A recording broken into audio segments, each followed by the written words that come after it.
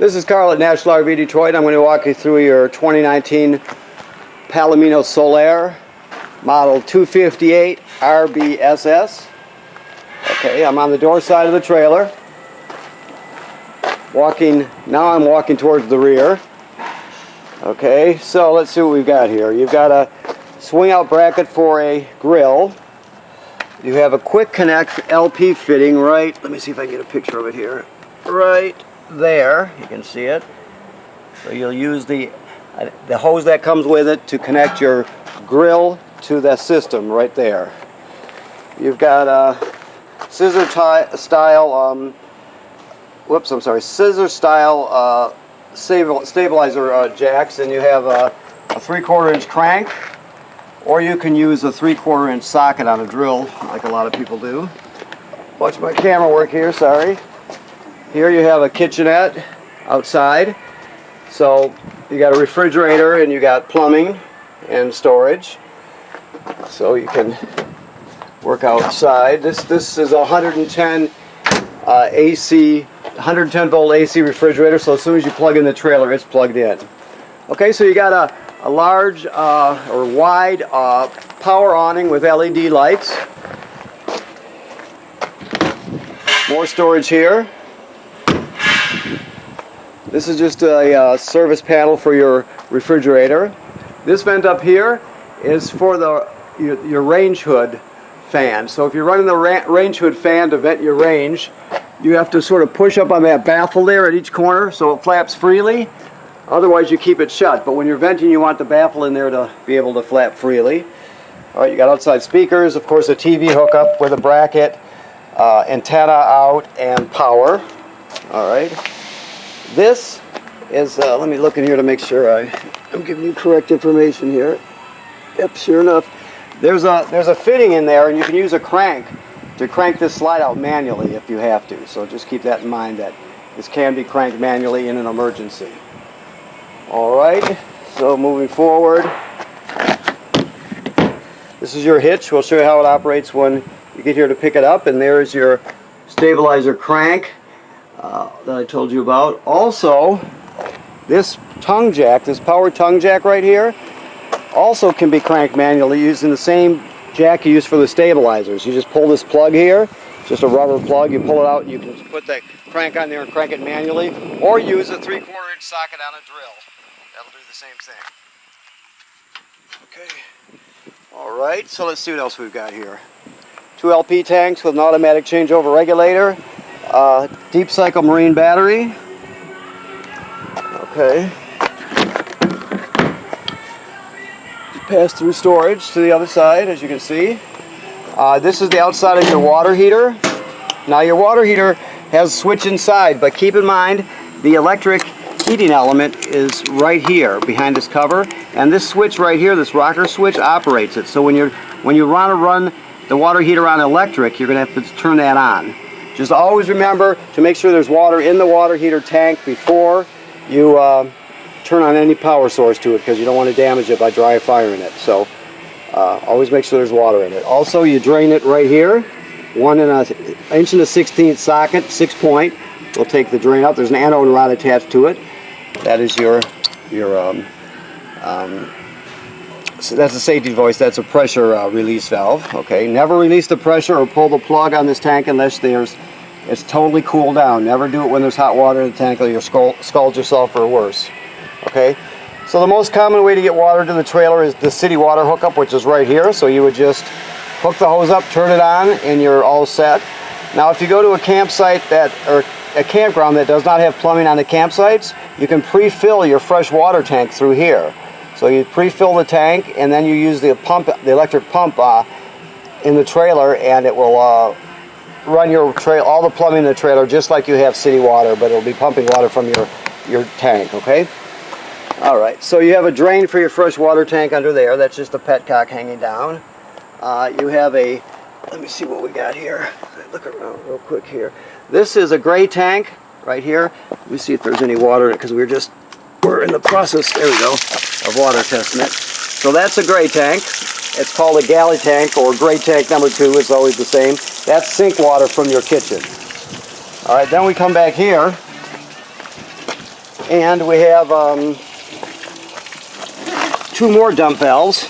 You have a gray valve here. This is sink and shower water from the bathroom, and from the, I'm sure from the kitchenette on the other side also. And then you have your black here. I'm going to dump this now. I got to get out of the way quick because I'm sure. Let me do it this way. Hold on 1 second. I got to get in a better position here. Sorry about my camera work. Okay. So I'm just dumping this because we're just done water testing, and so that was the black tank dump. The black tank is toilet water and waste. Like I said, the gray valve, which is right over here, that is sink and shower water. I'll dump that too. So when you get, oh, I'm sorry. I think I might have been blocking the microphone there. I'm sorry. So let me just say that again so you heard me.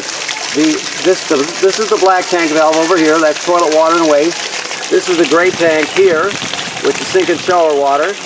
So you put your hose on here, obviously put the other end of the dump station. You'll dump the black tank first. The reason you do that because the black tank is toilet water and waste, and it's dirtier than the gray tank, which is sink and shower water. So you dump the gray tank second, just to clean out the hose and everything a little bit. Now, if you leave your black tank valve open, you can come up here to this device here, or this hookup here. This is your black tank flush, so you put the hose on there, turn on the water, and it'll spray the inside of your black tank and clean it out. But like it says on the sticker right here, make sure you always have the black tank valve open before you turn the water on. Alright, this is an outside shower, a light, utility light, cable and satellite through to the inside of the trailer. This is your power cord. It's 30 feet long and 30 amp. Okay, more storage here. Back to where we were. This is the grill rack for your grill, and I showed you the LP connect right there.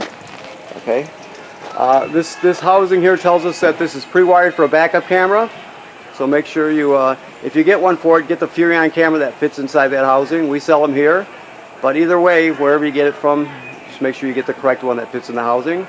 Also, while we're looking up, you have to inspect the roof of this trailer like any other trailer every 90 days, or if you live in Michigan, 3 times a season. So it would be once in the spring, once in the middle of the summer, and once in the fall. You go up there or have somebody else go up there, walk around, check all the sealing down the roof, check for separation or cracking, and if you find some, you get it taken care of immediately. That's why you're inspecting it, just to make sure that it's good and tight. All trailers will have to be touched up at some point. Okay, so here we go inside. So here we have your awning, power awning switch. So you just extend it. I'll just do it so you can see it here. It extends like so, back in. It goes out 8 feet, and you'll see the awning tube when it's all the way out, so you know you're all the way out. Never leave it out unattended, so if you're leaving the campsite, you definitely want to roll it in so it doesn't get damaged by the wind or weather. This is your slide room here. I'll bring it in the here so I can show you. You go out with it or in with it till you hear the ratcheting sound, like right this, like that there. So once it starts ratcheting like that, you know you're all the way in or all the way out. It just does that so you can't overextend it or over retract it. Alright, lights here, more lights.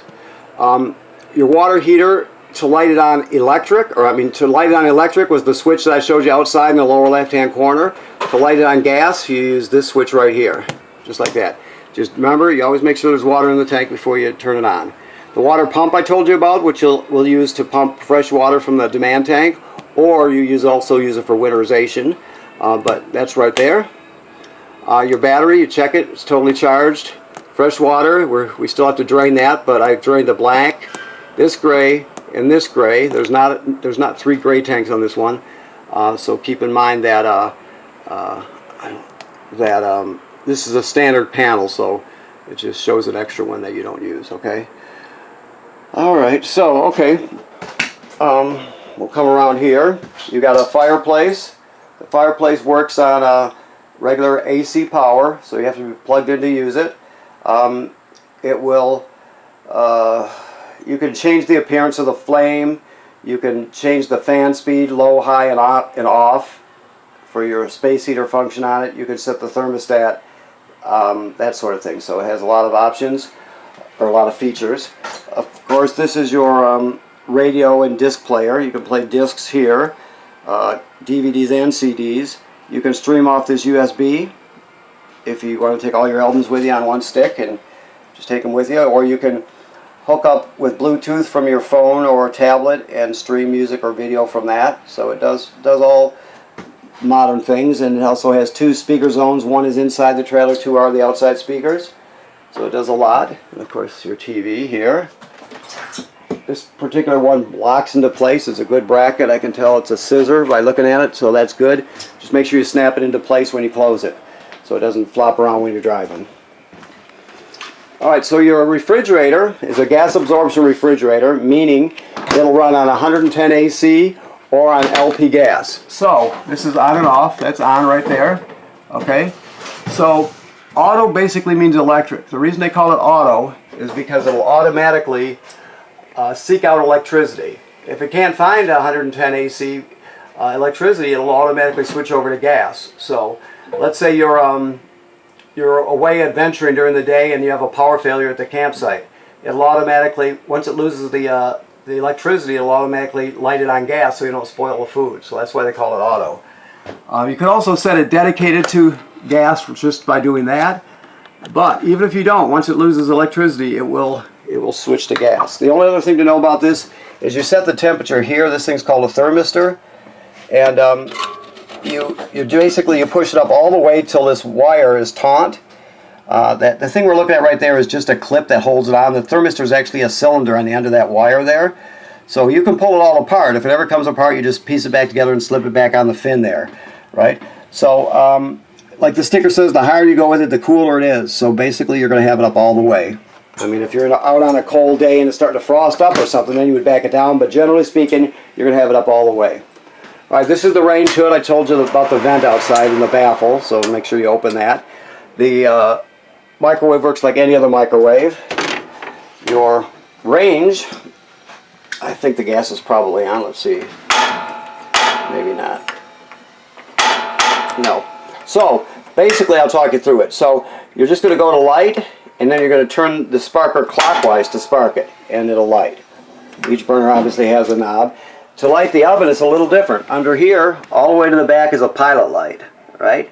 So what you'll do is you'll go to pilot with the awning knob here, or the awning knob, I'm sorry, the oven knob. We're already past the awning. All right, the oven knob, and then you depress it, and then you'll spark this by turning it clockwise, and it'll light the pilot light back there. You got to keep an eye on it. Once the pilot light lights, you continue to hold it in for another 10 seconds or so to heat it up. Then you go to operating temperature. It cycles like an oven does. But once you shut it off, the flame obviously goes out, but so does the pilot light. So you have to relight the pilot light each time you use the oven. All right, these are remotes. Obviously, that's for your fireplace. This is for your TV. Where the other one is over here. This is for your radio and disc player here. I'll set that over here. Okay. So this device below the range is your power converter. What this does is it converts 110 AC down to 12 volt DC, or over to 12 volt DC, I guess, not down. So what we have here, you just push on the cover to open it. And on this side we have regular household circuit breakers. This is the AC side of it, and obviously they're all labeled too. So then the power is converted on this side to 12 volt DC. So it converts the regular electricity to 12 volt DC, and you have 12 volt fuses here, and they're labeled. If any of these fuses were to blow, they'll actually light up, and you can see it glowing through this tinted plastic here, so you'll know that a fuse is blown. Keep in mind that this is a battery tender, so as long as you're plugged into shore power, it'll sense how much energy your battery needs up front and send it a couple amps if it's charged, or send it 10 amps or whatever it needs to charge it. So it'll always keep your battery charged up. Okay? Alright, one thing you need to know about is this switch right here. You can't run the microwave and the fireplace at the same time. So right now I've got it on fireplace, but if you wanted to work the microwave, you can see it just lit up there. If you can see that, you switch it right there. So keep that in mind. Also, this GFCI here, there are 2 of them in this trailer. So all plugs are wired to a GFCI. So if you blow one or trip one, I should say, a plug, you'll reset it inside of either this one or the other one's probably in the bathroom. We'll see when we get in there. Generally, a trailer this side will have 2 of them. Okay, this down here is your carbon monoxide and LP gas detector, right there. It should always be green like it is. If it detects carbon monoxide buildup or LP gas leak, it'll go off. If that happens, you take everybody outside, shut the gas off at the front and figure out what's going on, okay? Never ignore it, of course. Well, not that you could, it's loud. But never disconnect it. And if it's not green, you get it serviced because it's very important. Alright, so if this is your thermostat. It's very simple. You just hit the mode to light it up, and then you'll go through, well, let me start again here. You go through fan, which is the air conditioner running without the compressor. Go to auto cool, right? Or auto heat. Try to always leave it auto. If you don't, it'll send conflicting signals at times, and you'll get 2 things running at the same time. So you keep them on auto. You can change it by going this way to high and low and auto, but you always want to keep them on auto. That's important. Furnace. And keep in mind there's also a delay. Every time you, like if I select the air conditioner, there's going to be a 5 or 6 second delay before it kicks on or off. That's normal. They all do that. That's part of the way it's designed. Okay, your bedroom, basically you have a TV backer here and antenna and power, so you can hang a TV in here. You got your emergency window here, which is important. If in an emergency, you can just grab this here. Hopefully you can see it all right. Push it through, all the way through. Then you would grab a hold of this tab and pull the screen out, and you can just exit out through this window the best way you can. So obviously that's for an emergency. Also, you can take the poles off the bottom of your table and set the table on these cleats and put the backs into place, and you can create a bed out of it.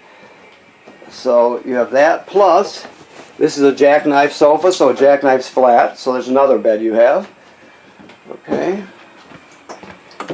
Here we are in the bathroom. The thing to remember about the bathroom is the sink and shower work like any other sink and shower. So this does not have a GFCI in it, so probably the only one in the trailer is the one that I showed you by the sink. So keep that in mind. Also the toilet, you have to remember, first of all, the black tank is right directly below. So when you open the trap there, that's the black tank down there. So you can't use the toilet when the black tank is empty. So when you get to the campsite, you pull in there, you turn on you plug in your trailer for power, you hook up the water, then you'll come in here and you'll take, because the black tank is dry, you'll take your chemical, whichever brand you use, you'll put 1 dose right in there, then you'll step on the flush pedal, which is right here, and it opens the trap and water will come swirling out, right? Because we're hooked up to water. So you're just going to stand on this and put about 1 gallon of water in there. There's no way to tell exactly what 1 gallon is, just use common sense. That's about 1 gallon. The bottom line is you have to have chemical and some water in it to start using it when the black tank is dry. You never run it dry, or use it dry I should say, or else you'll regret it. So keep that in mind. You always got to have some chemical in there and water to get started. Alright, also you have a vent with a fan up here. When you're using a shower, always use the vent to pull the humidity out, because these things are built super tight these days and it'll hold the humidity in here, so you always want to vent it out. Alright, so I think I've covered everything here. Let me just look around. Let me see here. Yeah, so the first of all, thanks for buying your trailer here at National RV, Detroit. And keep in mind that if you have any issues, you can call us and we can talk you through some things, or we can schedule service if need be. Always inspect your roof every 90 days or 3 times a season. And make sure you winterize this trailer in the fall, so you're going to have to bypass the water heater and do all the things you normally do to winterize. If you don't know that, you're either going to have it done or teach yourself how to do it, or have somebody teach you. So, but it has to be winterized also. Okay? Thank you very much.